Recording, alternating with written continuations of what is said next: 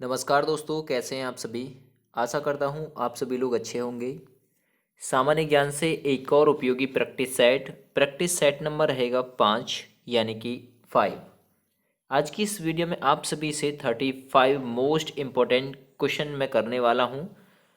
प्रत्येक के लिए आपको 5 से 6 सेकंड का मैं समय दूंगा। इतने ही टाइम के पीरियड में आपको कमेंट करके बताना है कि इस सवाल का आंसर ये है। दोस्तों, 35 क्वेश्चनों के साथ में हम इन 35 क्वेश्चनों के जो फैक्ट हैं वो भी कवर करेंगे। तो लगभग आज की इस वीडियो में हम 35 क्वेश्चनों के अकॉर्डिंग लगभग 100 के करीब क्वेश्चन डिस्कस कर लेंगे। ये वीडियो यदि आपको पसंद आए तो प्लीज़ लाइक करिएगा, यूट्यूब चैनल को सब्सक्राइब भी करिएगा और इस वीडियो को किसी एक फ्रेंड के पास में शेयर भी कर दीजिएगा। चलिए स्टार्ट करते हैं। ये 5वां टेस्ट है। रोजाना आप सभी को एक प्रैक्टिस सेट ऐसे ही दिया जाएगा जो कि आपके प्रत्येक एग्जाम के लिए, चाहे आप UP police, Delhi police, SSC GD, ठीक है, IAS, IFS, NTPC, group D, किसी भी एग्जाम की तैयारी कर रहे हो, चाहे वो लेखपाल का एग्जाम ही क्यों ना हो, तो सभी के लिए काफ़ी ज़्यादा उपयोगी और खास है। इसकी पीडीएफ आप सभी को वीडियो के डिस्क्रिप्शन के जरिए दी जाती है, ठीक है, रोजाना दी जाती है। आप सबसे पहले मेरे साथ इस टेस्ट को कवर कीजिए, उसके बाद में तुरंत पीडीएफ डाउनलोड कीजिए, फिर टेस्ट बनाइए। आंसर भी बिल्कुल इसके नीचे ही आपको सेट करके दिए जाते हैं। चलिए स्टार्ट करते हैं। सबसे पहला क्वेश्चन देखते हैं। सिंधु घाटी सभ्यता की शहरों की गलियां कैसी थीं? सवाल नंबर 1।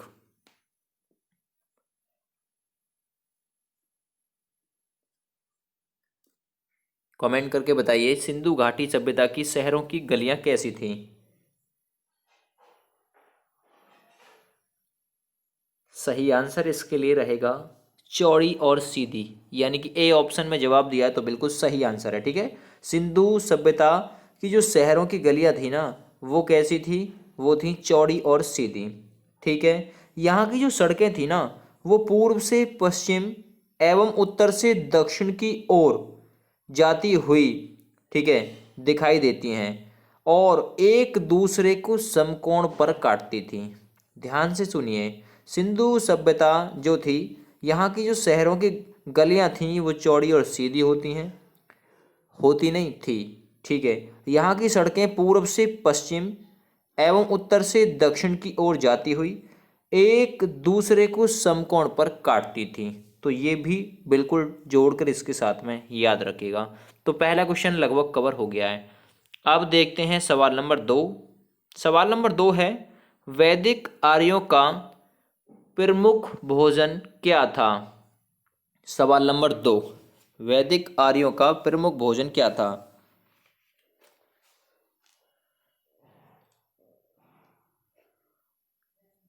सही आंसर हो जाएगा इसके लिए बी ऑप्शन बिल्कुल राइट हो जाएगा। दूध और इसके बने उत्पाद वैदिक आर्यों का प्रमुख भोजन थे। चलिए इसके बारे में थोड़ा सा आप सभी को मैं जोड़ के बता दूं। वैदिक आर्यों के भोजन में दूध, घी, दही आदि का प्रमुख महत्व था। ऋग्वेद में दूध में यव यव दोस्तों किसके लिए बोलते थे? जौ के लिए। तो ऋग्वेद में दूध में यव या जौ डालकर क्षीर, पकोदन तथा दही में बनने वाले पनीर का उल्लेख मिलता है। तो कहां पर मिलता है? ऋग्वेद में। जौ के सत्तू को दही में डालकर करम्ब नामक भोज्य पदार्थ तैयार किया जाता था। तो आपसे पूछेगा कि जौ के सत्तू को दही में डालकर कौन सा भोज्य पदार्थ तैयार किया जाता था? तो वो था करम्ब नामक। अगला यहीं से एक और पॉइंट आपको याद रखना है, ऋग्वेद में चावल और नमक का उल्लेख नहीं मिलता। तो आपसे पूछेगा ऋग्वेद में चावल का उल्लेख मिलता है? तो आप कहेंगे नहीं। नमक का उल्लेख नहीं। तो आपसे ये भी पूछ सकता है ऋग्वेद में किसका उल्लेख नहीं मिलता? आपको दे देगा 3 ऑप्शन, कोई और दे देगा, एक में चावल दे देगा। ठीक है, 3 ऑप्शन और कोई दे देगा, एक में नमक दे देगा। तो चावल और नमक का उल्लेख बिल्कुल भी नहीं मिलता। ऋग्वेद के जनक कौन थे दोस्तों? वो थे विश्वामित्र जी। और ऋग्वेद में 1028 सूक्त हैं, 10 मंडल हैं। ठीक है, 9वां मंडल देवता सोम को समर्पित है। ऋग्वेद में दोस्तों 10,462 ऋचाएं हैं। ठीक है, ये भी याद रखिएगा। चलिए अगला देखेंगे, सवाल नंबर 3। गौतम बुद्ध का जन्म स्थान किसके द्वारा अंकित किया जाता है? सवाल नंबर 3। आप भी मैच करते रहिएगा कि आपके कितने सही हुए। गौतम बुद्ध का जन्म स्थान किसके द्वारा अंकित किया जाता है? सही जवाब हो जाएगा अशोक मौर्य का। ठीक है, अशोक मौर्य का रुम्बनदेई स्तंभ, और गौतम बुद्ध का जन्म स्थान इसी के द्वारा दोस्तों अंकित किया जाता है। पूरी डिटेल यहाँ पर आप जान लीजिए इसके इसके क्वेश्चन की, मतलब इस क्वेश्चन की। अशोक के रुम्बनदेई लघु स्तंभ लेख से पता चलता है कि वह अपने राज्याभिषेक के 20वें वर्ष लुम्बिनी ग्राम में गया। उसने वहां पत्थर की दीवार बनवाई और शिला स्तंभ खड़ा किया। वहां भगवान बुद्ध का जन्म 563 ईसा पूर्व में हुआ था। अतः लुम्बिनी ग्राम का, ठीक है, अतः लुम्बी ग्राम का भूमिकर घटकर 1/8 कर दिया गया। तो गौतम बुद्ध का जन्म आपको पता है भी कहाँ पर हुआ था? ठीक है, तो ये लुम्बिनी में हुआ था। लुम्बिनी नामक ग्राम में कब हुआ था? 563 ईसा पूर्व में हुआ था। तो पूरी डिटेल आपको मिल गई यहाँ से। चलिए आप डिस्कस करेंगे सवाल नंबर 3, सॉरी सवाल नंबर 3 हो चुका, सवाल नंबर 4। भारत में सबसे पुराना लौह युग जुड़ा हुआ है, तो किसके साथ में भारत में सबसे पुराना लौह युग जुड़ा हुआ है?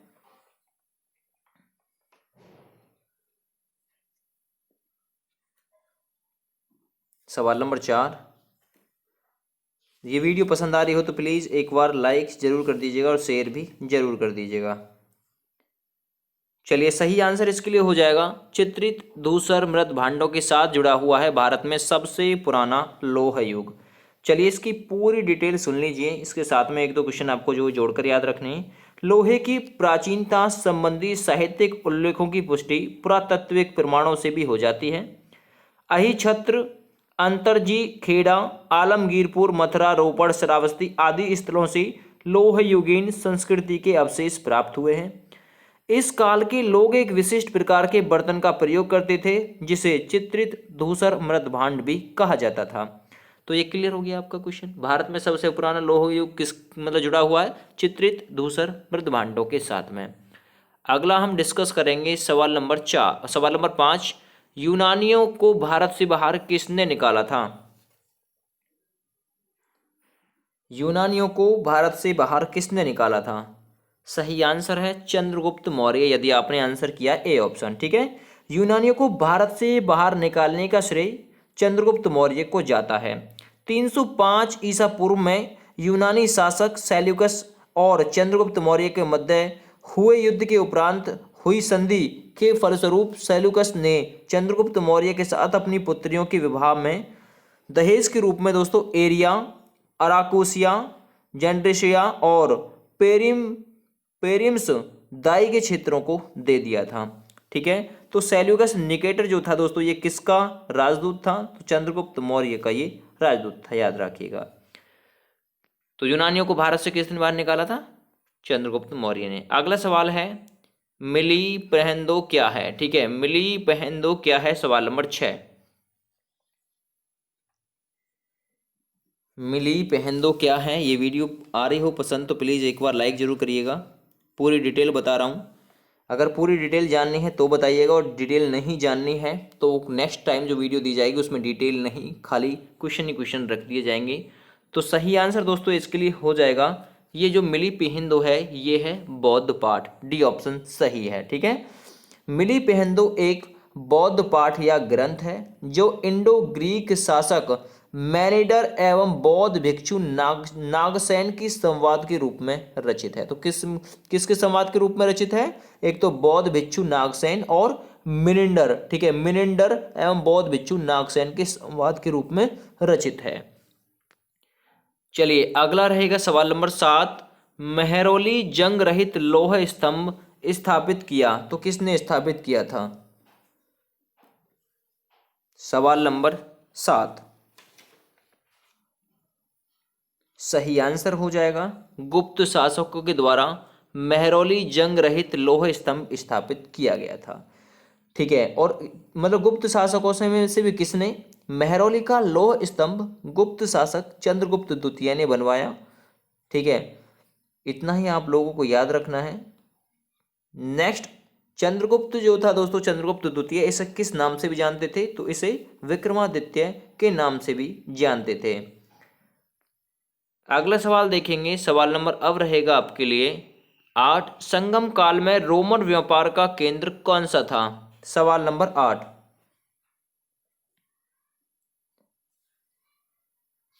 संगम काल से ये क्वेश्चन है। संगम काल में रोमन व्यापार का केंद्र बताइए। तो सही आंसर हो जाएगा इसके लिए, वो था अरिकमेडु। ठीक है, बी ऑप्शन बिल्कुल सही आंसर हो जाएगा, अरिकमेडु था। ठीक है, अरिकमेडु एक प्रसिद्ध व्यापारिक केंद्र था संगम काल में रोमन व्यापार का, जहां देश के विभिन्न भागों में व्यापारिक वस्तुएं एकत्र की जाती थी तथा फिर यहां से ही रोम को ये दोस्तों भेजी जाती थी। अरिकमेडु पांडिचेरी की खुदाई से रोमन द्वीप के टुकड़े, कांच के कटोरे, रत्न, मनके तथा बर्तन प्राप्त किए गए। तो याद रखिएगा, अतः इससे स्पष्ट होता है कि संगम काल में अरिकमेडु रोमन व्यापार के मुख्य केंद्रों में से एक था। चलिए सवाल नंबर अब देखेंगे 9। हर्ष चरित्र के लेखक कौन है? सवाल नंबर 9। हर्ष चरित्र के लेखक कौन है? सही आंसर रहेगा वो है बाणभट्ट। ए ऑप्शन बिल्कुल इसका सही आंसर हो जाएगा। ठीक है, बाणभट्ट जो थे दोस्तों ये हर्षवर्धन के दरबारी कवि थे। हर्षचरित तथा कादम्बरी इनकी प्रमुख कृतियां हैं। हर्षचरित वर्धन इतिहास का सर्वप्रमुख स्रोत है। इसे ऐतिहासिक विषय पर गद्य काव्य लिखने का प्रथम सफल प्रयास भी कहा जा सकता है। तो सवाल नंबर 9 कंप्लीट हो गया। सवाल नंबर अब देखेंगे 10। सिंध पर विजय प्राप्त करने वाला अरब सेनापति कौन था? सवाल नंबर 10। सिंध पर विजय प्राप्त करने वाला अरब सेनापति कौन था? सवाल नंबर है 10।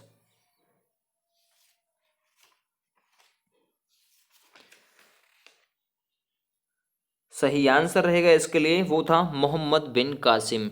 डी ऑप्शन बिल्कुल सही आंसर इसका हो जाएगा। देखिएगा, आपको पता है भारत पर पहली बार आक्रमण करने वाले अरब मुस्लिम थे। ठीक है, तो आप जान लीजिए जो मोहम्मद बिन कासिम है इसने भारत पर क्या किया था? इसमें दोस्तों भारत पर आक्रमण भी किया था, सिंध पर आक्रमण किया था 712 में। तो सिंध पर विजय प्राप्त करने वाला अरब सेनापति था मोहम्मद बिन कासिम। ठीक है, भारत पर पहली बार आक्रमण करने वाला अरब जो थे वो मुस्लिम थे। 712 ईस्वी में मोहम्मद बिन कासिम द्वारा भारत पर आक्रमण किया गया था, जो अरब का निवासी था। इस समय सिंध का शासक दाहिर था। तो आपसे पूछ सकता है 712 ईस्वी में मोहम्मद बिन कासिम के द्वारा जो भारत पर आक्रमण किया गया था, इस समय अरब का जो शासक था वो कौन था? फिर सिंध का शासक कौन था? सॉरी, तो सिंध का शासक था दोस्तों दाहिर। ठीक है, जिसे मोहम्मद बिन कासिम ने हरा दिया था। तो सिंध पर विजय प्राप्त करने वाला अरब सेनापति कौन था? मोहम्मद बिन कासिम। अगला सवाल है सवाल नंबर 11। दिल्ली सल्तनत कब प्रारंभ हुई? सवाल नंबर 11। दिल्ली सल्तनत कब प्रारंभ हुई? सही आंसर हो जाएगा 1206 ईस्वी में। कितने सही हो गए अब तक कमेंट करके बताइए। ठीक है भाई, दिल्ली सल्तनत का शासन 1206 ईस्वी से शुरू होता है। इस वर्ष मोहम्मद गोरी की मृत्यु के पश्चात कुतुबुद्दीन ऐबक का औपचारिक राज्यारोहण लाहौर में किया गया। यह दिल्ली का पहला तुर्क शासक था। इसे भारत में तुर्की राज्य और दिल्ली सल्तनत का स्थापक भी माना जाता है, याद रखिएगा। अगला सवाल कवर करेंगे, सवाल नंबर 12 है सूफी परंपराओं में पीर से क्या आशय है? सवाल नंबर 12। सूफी परंपराओं में पीर से क्या आशय है?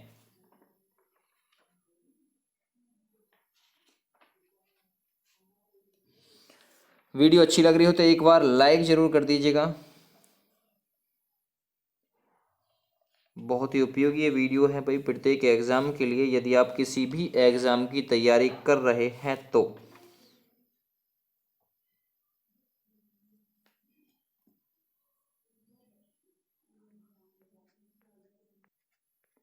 सही आंसर इसके लिए हो जाएगा सूफी परंपरा में पीर से आशय क्या है? बी ऑप्शन बिल्कुल इसके लिए सही है, सूफियों का गुरु, यानी बी ऑप्शन बिल्कुल सही है। ठीक है, सूफी परंपरा में पीर से आशय गुरु तथा मतलब मुरीद से है। इसका आशय होता है शिष्य से। ठीक है, गुरु अथवा पीर एवं उसके शिष्यों तथा मुरीदों के बीच एक संबंध सूफी पंथ का एक महत्वपूर्ण भाग था। तो आप याद रखिएगा सूफी परंपराओं में पीर से क्या आशय है? सूफियों का गुरु। सवाल नंबर 13, विजयनगर साम्राज्य की स्थापना किसने की थी? विजयनगर साम्राज्य की स्थापना किसने की थी? सही आंसर हो जाएगा संगम वंश ने की थी। बी ऑप्शन बिल्कुल सही है। ठीक है, विजयनगर राज्य की जो स्थापना थी संगम वंशीय शासक हरिहर एवं बुक्का द्वारा 1336 ईस्वी में की गई थी, याद रखिएगा। तो विजयनगर साम्राज्य की स्थापना किसके द्वारा की गई थी? हरिहर बुक्का के द्वारा, जो कि किस वंश के थे? संगम वंशीय थे। ठीक है, कब की गई थी? 1336 ईस्वी में ये की गई थी। अगला सवाल है, भारत का प्रथम मुगल बादशाह कौन था? सवाल नंबर 14, भारत का प्रथम मुगल बादशाह कौन था?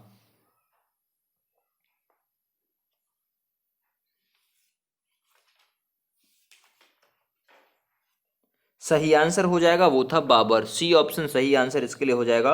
भारत का पहला मुगल बादशाह बाबर था। इसने पानीपत के प्रथम युद्ध में 1526 में इब्राहिम लोदी को पराजित कर मुगल साम्राज्य की नींव डाली थी। तो याद रखिएगा। ठीक है, पानीपत का प्रथम युद्ध 1526 में हुआ, पानीपत का द्वितीय युद्ध 1556 में हुआ और पानीपत की तीसरी लड़ाई 1761 में हुई थी। ठीक है, तो क्लियर हो गया। चलिए अगला क्वेश्चन हम कवर करेंगे, क्वेश्चन नंबर 15। सवाल नंबर 15, निम्न में से किसे या फिर निम्न में से किसके शासनकाल के दौरान भारत में 1 रुपए का सिक्का तत्कालित मिट जो था वो जारी किया गया था? ठीक है, याद रखिएगा। तो इंपॉर्टेंट है क्वेश्चन आपके लिए। बताइए कि इनमें से किस शासनकाल के दौरान भारत में 1 रुपए का सिक्का तत्कालित यानी मिट किया गया था? सही आंसर हो जाएगा बी ऑप्शन, शेर शाह सूरी के शासनकाल के दौरान। ठीक है, तो शेर शाह सूरी के शासनकाल के दौरान भारत में 1 रुपए का सिक्का ढाला गया था। शेर शाह की मुद्रा व्यवस्था अत्यंत विकसित थी। उसने पुराने घिसे पिटे सिक्कों के स्थान पर शुरू में चांदी का रुपया जो कि 180 ग्रेन और तांबे का दाम 380 ग्रेन चलाया। शेर शाह के समय में 23 टस्कालें थी, 23 टस्कालें थी। ठीक है, शेर शाह के सिक्कों पर शेर शाह का नाम और पद, ठीक है, अरबी या नागरी लिपि में अंकित होता था। तो ये भी किस लिपि में अंकित होता था? अरबी या नागरी लिपि में। ध्यान से सुनिएगा एक एक पॉइंट। शेर शाह द्वारा निर्मित ग्रैंड ट्रंक रोड, ठीक है, पंजाब के साथ पूर्व बंगाल को भी जोड़ती है। तो किसका निर्माण कराया था? ग्रैंड ट्रंक रोड का। किसने? शेर शाह सूरी ने। ये पंजाब के साथ पूर्व बंगाल को भी जोड़ती है। चलिए अगला क्वेश्चन है, क्वेश्चन नंबर 16, अंग्रेजों द्वारा कलकत्ता में निर्मित दुर्ग का नाम क्या है? सवाल नंबर 16। ठीक है, सवाल नंबर 16 है।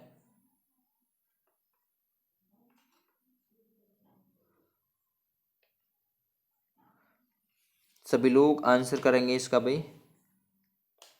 सही आंसर हो जाएगा सी ऑप्शन, फोर्ट विलियम। ठीक है, अंग्रेजों द्वारा कलकत्ता में निर्मित दुर्ग का नाम क्या है? तो उसका नाम था फोर्ट विलियम। ठीक है, फोर्ट विलियम। अब आप लोग थोड़ा जानिए इसके बारे में। बर्दवान जिले के एक जमींदार शोभा सिंह के विद्रोह के कारण अंग्रेजों को 1696 ईस्वी में अपनी नई कोठी की किलेबंदी की अनुमति मिल गई। बंगाल के सूबेदार अजीम उस शान ने 1698 ईस्वी में अंग्रेजों को सूतातनी, कलिकता और गोविंदपुर नामक 3 गांवों की जमींदारी प्रदान की, जिसके बदले में उन्हें इन गांवों के मालिकों को 1200 रुपये देने पड़े। इंग्लैंड के सम्राट के सम्मान में उक्त किलेबंदी व्यावसायिक प्रतिष्ठान का नाम फोर्ट विलियम रखा गया। सर चार्ल्स आयर इसका पहला प्रेसिडेंट बना था।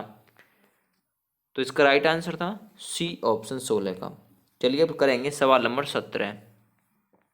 गुरु गोविंद सिंह द्वारा खालसा पंथ की स्थापना कब की गई? सवाल नंबर 17।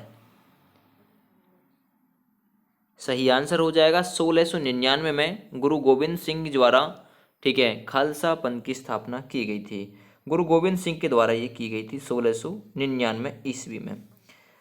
उनके द्वारा आरंभ पाहुन प्रणाली, तो पाहुन प्रणाली किसके द्वारा शुरू की गई थी? गुरु गोविंद सिंह के द्वारा।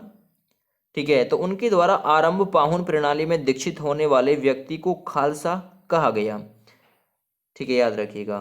और यहाँ से आप लोगों को याद रखना, अब गुरुपद समाप्त कर दिया गया और गुरु ग्रंथ साहिब को ही प्रमुख रूप से गुरु का स्थान प्रदान किया गया। अगला सवाल है सवाल नंबर 17। स्वामी दयानंद सरस्वती ने आर्य यानी प्रथम आर्य समाज की स्थापना 1875 ईस्वी में कहां पर की थी? स्वामी दयानंद सरस्वती ने प्रथम आर्य समाज की स्थापना कहां पर की थी? सवाल नंबर है 18। सही आंसर हो जाएगा बंबई में की थी। ए ऑप्शन बिल्कुल सही आंसर इसका हो जाएगा। ठीक है, तो स्वामी दयानंद सरस्वती द्वारा 1875 ईस्वी में बंबई में आर्य समाज की स्थापना की गई तथा 1877 ईस्वी में इसका मुख्यालय लाहौर बनाया गया। ठीक है, चलिए अगला सवाल है सवाल नंबर 19। वर्षों पहले हमने नियति के साथ एक वायदा किया था और वह वायदा पूरा करने का समय आ गया, यह किसने कहा था? सवाल नंबर 19।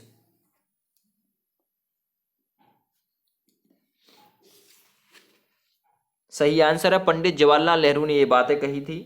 ठीक है, और ये जो प्रसिद्ध कथन था, ये जो उपयुक्त कथन था, ये 14 अगस्त 1947 की आधी रात को जवाहरलाल नेहरू ने ट्रस्ट विद डेस्टिनी भाषा का एक अंश था, जो कि इसी रूप में दोस्तों इसका भाषण किया गया था। ठीक है, तो उपयुक्त जो कथन था 14 अगस्त 1947 की आधी रात को जवाहरलाल नेहरू के द्वारा ट्रस्ट विद डेस्टिनी भाषण का एक प्रमुख अंश था, जो बोला गया था वर्षों पहले हमने नियति के साथ एक वायदा किया था और वह वायदा पूरा करने का समय आ गया। तो ये किसने बातें बोली थी? पंडित जवाहरलाल नेहरू, जो कि भारत के पहले प्रधानमंत्री थे। अगला सवाल है अंग्रेजों द्वारा निम्न में से किस क्रांतिकारी को फांसी की सजा दी गई थी? सवाल नंबर 20।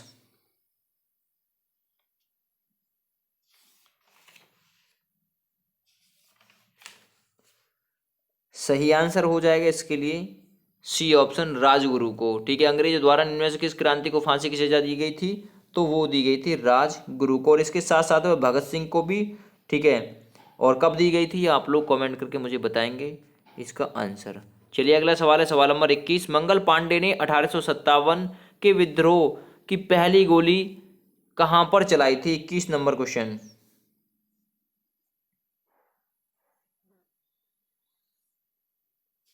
तो ये कहां पर चलाई थी इसने अपने विद्रोह की पहली गोली? ये चलाई थी बैरकपुर छावनी में। ए ऑप्शन सही है। ठीक है, तो 29 मार्च 1857 ईस्वी को 34वीं रेजिमेंट बैरकपुर के मंगल पांडे ने अपने साथियों का विद्रोह के लिए आह्वान किया। मंगल पांडे ने एडजुलेटेड लेफ्टिनेंट बॉग की हत्या कर दी और मेजर सार्जेंट हुरिसन को गोली मार दी थी, और मंगल पांडे को 8 अप्रैल 1857 को फांसी पर लटका दिया गया था। अगला सवाल सवाल नंबर 22। 1857 के इंपीरियल दरबार में हाथ की काती हुई खादी के कपड़े पहनकर कौन गया था? तो हाथ की काती हुई खादी के कपड़े पहनकर कौन गया था?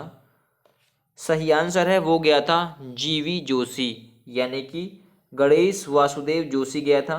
तो पूना सार्वजनिक सभा के गणेश वासुदेवन जोशी विक्टोरिया हॉल कलकत्ता में संपन्न 1877 ईस्वी के इंपीरियल दरबार में हाथों से काती हुई खादी के कपड़े पहनकर ये गए थे। तो सवाल नंबर 22 का राइट आंसर था डी ऑप्शन। अगला सवाल है सवाल नंबर 23। पिट्स इंडिया एक्ट के अंतर्गत निम्न में से किसे स्थापित किया गया? सवाल नंबर 23। पिट्स इंडिया एक्ट के अंतर्गत किसे स्थापित किया गया? सही आंसर है इसके लिए बी ऑप्शन, नियंत्रक बोर्ड। यानी पिट्स इंडिया एक्ट के अंतर्गत निम्न में से किसे स्थापित किया गया? नियंत्रक बोर्ड को स्थापित किया गया था। अब जो पिट्स इंडिया एक्ट था दोस्तों, ये कब हुआ और कौन से सन से संबंधित था? 1784 में था पिट्स इंडिया एक्ट। ठीक है, तो पिट्स इंडिया एक्ट 1784 द्वारा इंग्लैंड में सरकार के अधीन एक नियंत्रक बोर्ड की स्थापना की गई। ठीक है, जिसका कार्य डायरेक्टर्स की नीतियों को नियंत्रित करना था। तो सवाल नंबर 23 का बिल्कुल राइट आंसर था बी। ठीक है, तो ये क्या था इसका right answer? B option, 23 number का बी ऑप्शन बिल्कुल सही है। अगला सवाल करेंगे सवाल नंबर 24। गांधी जी के विदेशी वस्तुओं के बहिष्कार के आंदोलन का लक्ष्य क्या था? जो उन्होंने विदेशी वस्तुओं का जो बहिष्कार किया था उसका प्रमुख लक्ष्य क्या था? सही आंसर है कुटीर उद्योगों को प्रोत्साहन देना गांधी जी के विदेशी वस्तुओं के बहिष्कार के आंदोलन का प्रमुख लक्ष्य था। तो 24 का राइट आंसर हो गया डी ऑप्शन। ठीक है, और ये इसलिए था ताकि स्वदेशी वस्तु मतलब स्वदेशी उद्योगों को प्रोत्साहन देने के उद्देश्य से विदेशी वस्तुओं के बहिष्कार का आंदोलन चलाया जाए। अगला सवाल, जहां कानून नहीं वहां स्वतंत्रता नहीं, ये बात किसने कही थी? सवाल नंबर 25।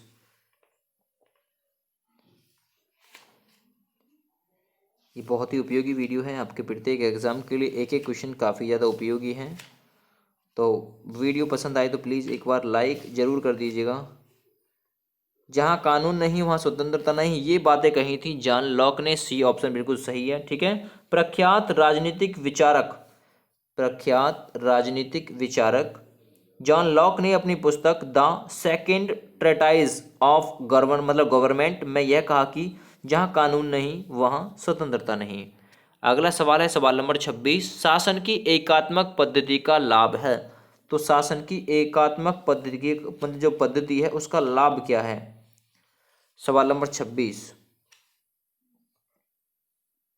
सही आंसर है इसके लिए बी ऑप्शन, दृढ़ राज्य। शासन की एकात्मक पद्धति का लाभ है दृढ़ राज्य। ठीक है, शासन की एकात्मक पद्धति में केंद्र सर्वोपरि होता है जो कि राज्य या राष्ट्र को सुदृढ़ता प्रदान करता है। अगला सवाल, भारतीय संविधान में मूलभूत अधिकार किस संविधान से लिए गए हैं? सवाल नंबर 27। जो मौलिक अधिकार हैं या फिर जो मूलभूत अधिकार है ये कहाँ से लिए गए हैं? सवाल नंबर 27 है ये।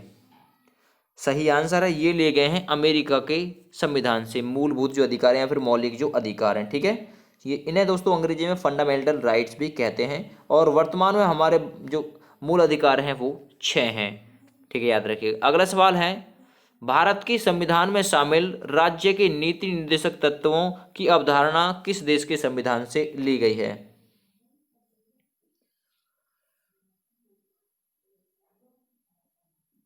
28 नंबर सवाल। ठीक है, तो नीति निर्देशक तत्व जो है वो कहाँ से लिए गए हैं? ये लिए गए हैं, डी ऑप्शन इसके लिए बिल्कुल सही आंसर हो जाएगा। आयरलैंड के संविधान से ये प्रभावित हैं, आयरलैंड के संविधान से ये लिए गए हैं। और हमारे भारत के संविधान के अनुच्छेद 36 से 51 में इनको जगह दी गई है।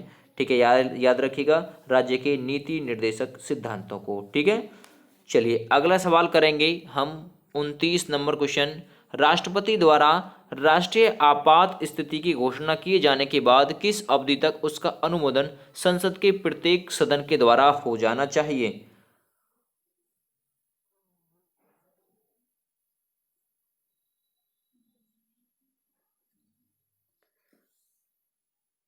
सही आंसर हो जाएगा 1 माह के भीतर ये हो जाना चाहिए।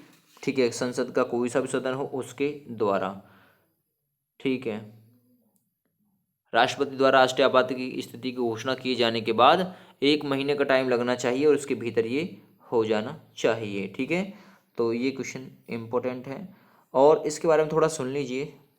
भारतीय संविधान के अनुच्छेद 352 के भाग 4 के अनुसार राष्ट्रपति द्वारा अनुच्छेद 352 के तहत की गई आपात स्थिति की घोषणा का अनुमोदन संसद के प्रत्येक सदन द्वारा 1 माह के भीतर हो जाना चाहिए, अन्यथा वह घोषणा परिवर्तन में नहीं रहेगी। अगला सवाल है सवाल नंबर 30, भारतीय संविधान में संसदीय प्रणाली कहाँ से ग्रहण की गई है? सवाल नंबर 30। संसदीय प्रणाली कहाँ से ली गई है? सवाल नंबर 30 है।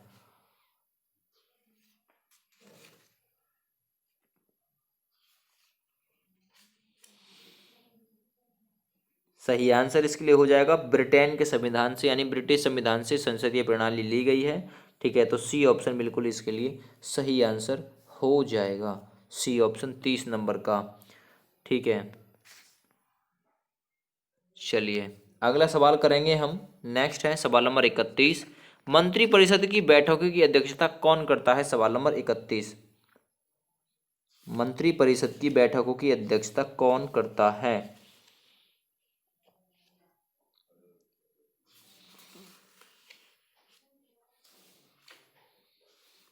कमेंट करिए जल्दी जल्दी से। सही आंसर इसके लिए हो जाएगा प्रधानमंत्री करता है मंत्रिपरिषद की बैठकों की अध्यक्षता। तो 31 नंबर का राइट आंसर हो जाएगा ए ऑप्शन।